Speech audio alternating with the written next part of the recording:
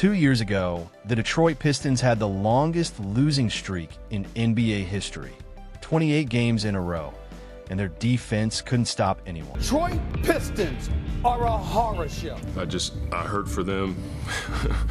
2-26 bad. You know what I mean? Like, no way are we that bad. Now in the 2025-26 season, the Detroit Pistons are the #1 seed in the East with the second-best defense in the entire NBA. Some fans are calling it one of the fastest turnarounds in basketball history. Others say it's too soon to celebrate. But still, how does a team go from being historically bad to looking like a real championship contender in just 2 years? And what exactly has made them so dominant this season? Jalen with the bounce. The Karras reverted. A nice give back from Karras and a dynamite. Cade gives back to Stu on the screen and roll for a stop. Great execution. Well, strap in. Here's how it all connects. The 1980s were the NBA's golden era. You had Magic Johnson leading the Showtime Los Angeles Lakers, Larry Bird carrying the Boston Celtics, and Michael Jordan just beginning his rise with the Chicago Bulls. Talent was everywhere. The competition was brutal, and right in the middle of all that glamour stood the Detroit Pistons, the bad boys. In 1989, Detroit tore through the league's giants. They swept Bird's Celtics in the first round. They used the infamous Jordan rules to eliminate MJ's Bulls in the conference finals. Then they swept Magic's defending champion Lakers in the NBA Finals. 3 all-time greats, 1 postseason run, all taken down. They did it by playing tougher, more physical basketball than anyone else. Isaiah Thomas ran the offense. Joe Dumars provided steady scoring and elite perimeter defense. Dennis Rodman controlled the glass. Bill Laimbeer enforced the paint. Everyone knew their role. That formula delivered back-to-back championships. And if the 1989 Pistons established the franchise identity, another generation took it even further 14 years later. The 2004 squad became one of the greatest defensive teams of the modern era. Led by Chauncey Billups, Richard Hamilton, Tayshaun Prince, Rasheed Wallace, and Ben Wallace, Detroit finished 54-28 and posted a dominant 93.9 defensive rating. Different era, same identity, defense, toughness, discipline, and now in 2025-26, that identity feels familiar again. Ben Wallace was stacking Defensive Player of the Year awards. Tayshaun Prince used his length to bother elite scorers. Rasheed Wallace protected the paint. Every possession was a battle to in the playoffs. The Detroit Pistons rolled past the Milwaukee Bucks, New Jersey Nets, and Indiana Pacers before reaching the finals against a star-loaded Los Angeles Lakers squad featuring Kobe Bryant, Shaquille O'Neal, Gary Payton, and Karl Malone. Most people believed Los Angeles had too much talent. They were wrong. Detroit suffocated the Lakers, holding them to just 81.8 points per game, and only 68 in Game 3. Ben Wallace, listed at 6 feet 9 inches but closer to 6 feet 7 inches, battled Shaq possession after possession and never backed down. The Pistons closed the series in 5 games. It was a championship won without a traditional Hall of Fame-level offensive superstar.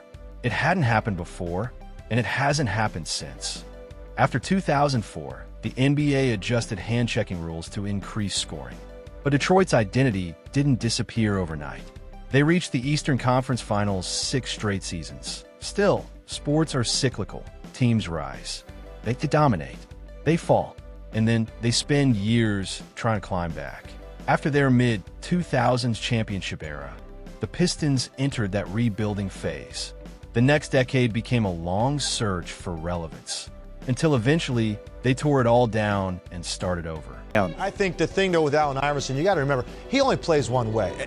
Those guys are going to have to adjust to him because he's not going to be a guy that's going to blend in, fit in. The things that he says, I know he wants that to be the case. Once he gets out there, he only knows one way to play. The rebuild officially began in 2021 when the Detroit Pistons selected Cade Cunningham with the first overall pick. Over the next few years, they added young pieces like Jaden Ivey, Jalen Duren, Killian Hayes, and Ozar Thompson, mixing them with a few veterans. For a while, it looked like the plan might be working. Then came the 2023-24 season, and everything collapsed. Detroit started 2-1. For a brief moment, there was hope. Then the losses piled up, game after game, night after night. They went the entire month of November without a single win. 0-15. The sports world started counting. 24-25. That 25th straight loss nearly broke Cunningham. Cameras caught him walking off the court, fighting back tears. 3 more defeats later, Detroit finally stopped the bleeding. At 28 straight losses, 28. A streak that turned a proud franchise into the punchline of every joke in America.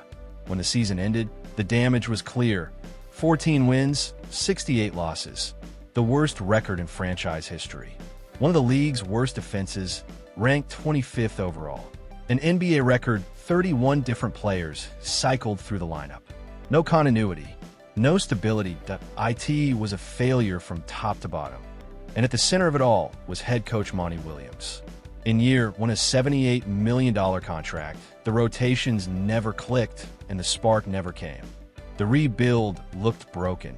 The Detroit Pistons wanted change everywhere. The coach, the front office, even parts of the roster. But firing Monty Williams meant swallowing more than $65 million in dead money. Most franchises would hesitate. Detroit didn't. Owner Tom Gores kicked over the first domino. Monty was out. Then came the departure of Troy Weaver, the architect of the original rebuild. The Pistons were starting over again. They found their new leader in Trajan Langdon, a front office veteran with 12 years of experience and a reputation for structure over shortcuts. After 14 wins and years stuck in a lottery, structure was exactly what Detroit needed. Langdon went to work immediately. He brought in Fred Vinson, one of the league's most respected shooting coaches, to fix Detroit's biggest weakness, scoring efficiency. Then came the most important decision. Head coach. Langdon believed the Pistons already had talent. What they lacked was accountability, discipline, and identity. So he turned to J.B. Bickerstaff. Fresh off a successful run with the Cleveland Cavaliers, Bickerstaff had already guided a young team through a rebuild, delivered 2 playoff appearances, and built one of the league's most dependable defenses. From his first press conference, his message was clear. They don't put stops in the paper. They put buckets in the paper. But the teams that play the longest? They're really good defensively. In his final season in Cleveland, his team finished 7th in scoring defense, holding opponents to 46.3% shooting. The buy-in Detroit happened fast. After cycling through 3 coaches in 3 years, the young core embraced Bickerstaff's vision. Under him, the focus wasn't flashy offense. It was effort, accountability, and returning to Detroit's blue-collar roots. The same toughness that once delivered 3 championships. Different era. Same standard. Effort, communication, accountability. Under J.B. Bickerstaff, those became non-negotiable for the Detroit Pistons. Ozar Thompson committed to becoming an elite perimeter defender. Isaiah Stewart fully embraced his physical backup center role, bringing toughness every night. As Trajan Langdon put it, the biggest shift wasn't tactical, it was buy-in. The players chose to believe in a third coach in 3 years. By the end of the 2024-25 season, the conversation had changed. It wasn't about surviving a 28-game losing streak anymore. It was about whether Detroit could finally compete for something real. They played harder. They defended with purpose. They stopped being an easy win. Now in the 2025-26 season, the optimism in Detroit is built on one thing: defense. The Pistons own the second-best defensive rating in the league. They've rediscovered the identity that once made them dangerous. And like every great Detroit defense before it, this one starts in the middle with Jalen Duren. Just 22 years old, Duren has taken a massive leap. He's earned his first All-Star selection and become the anchor of everything Detroit does. He may not be the flashiest defender on the roster, but he's the most important. Everything flows through him. His rim protection and rebounding control the tempo.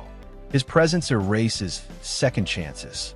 He's averaging 18 points, 10 rebounds, and nearly a block per game. More importantly, his positioning, activity, and defensive awareness have turned him into a legitimate two-way force. The numbers support it, but more than the stats, it's the tone he sets. And in Detroit, Tone has always meant everything. Jalen Duren owns a 107.4 defensive rating, the best on the team. Pair that with his offensive leap, and he's becoming a serious problem for opponents on both ends of the floor. Right behind him is the team's enforcer, Isaiah Stewart, Beef Stew. When JB Bickerstaff arrived, he made Stewart's role crystal clear. Protect the rim, set the tone, and bring chaos every single night off the bench. Stewart didn't just accept it, he owned it. This season, he's developed into one of the league's premier interior defenders. He anchors the paint, switches onto guards, and recovers fast enough to contest shots at the rim.